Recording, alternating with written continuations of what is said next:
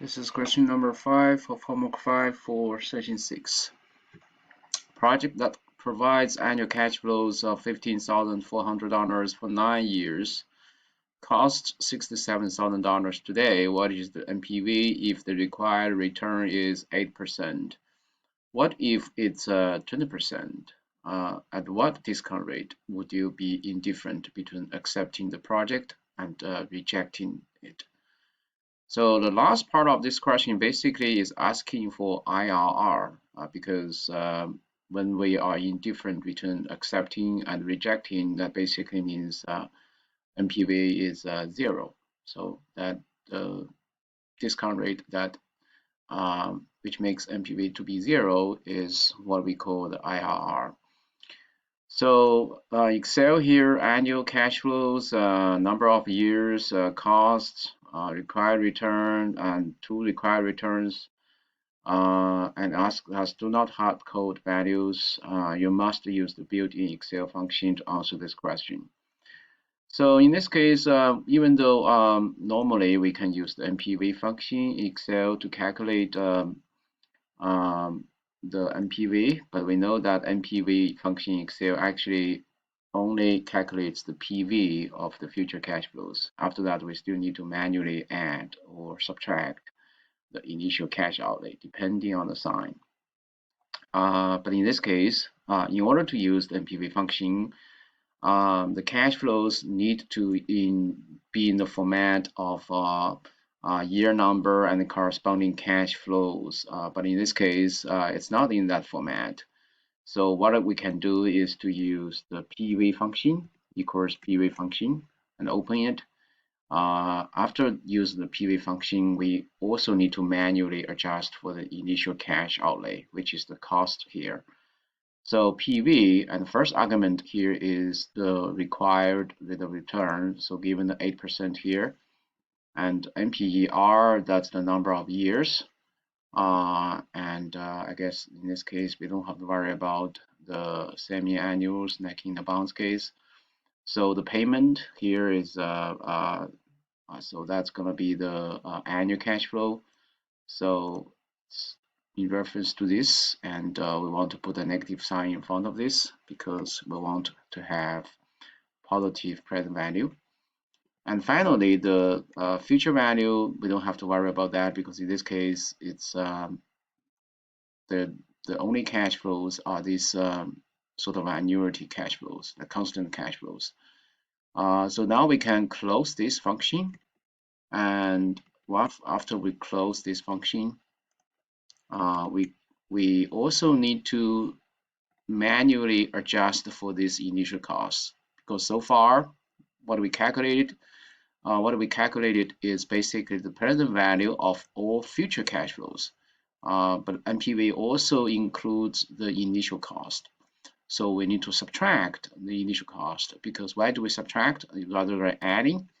Rather than add because the cost here is listed as a positive number. So we need to subtract this amount. So, and that's basically the NPV at 8%, and for NPV at the 20% is going to be the same. Similar, the only thing that changes is the discount rate. The NPER is still 9 years, right?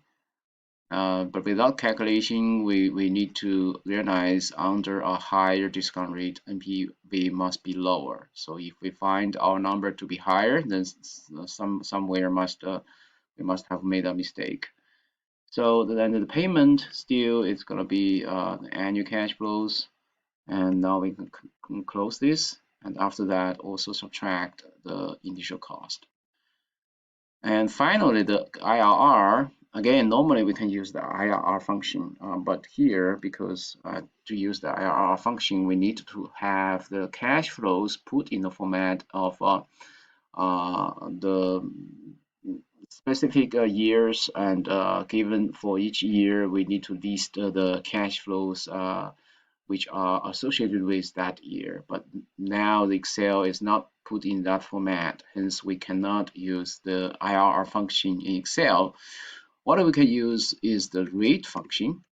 Rate also calculates the yield or the interest rate, right? In this case, the rate can also be used to calculate the IRR, because IRR is also a discount rate. So if we open this rate function, the first argument is NPER, which is the number of periods or annuity payments. So the second argument here is the payment. We can just put this as now we have a choice. We can either put this as positive number, but later on we need to put this PV, which is actually the cost here, because why cost here becomes PV, because basically what we are doing here is to figure out that specific discount rate which makes NPV to be zero, right? So but we know that NPV is PV of future cash flows minus the cost.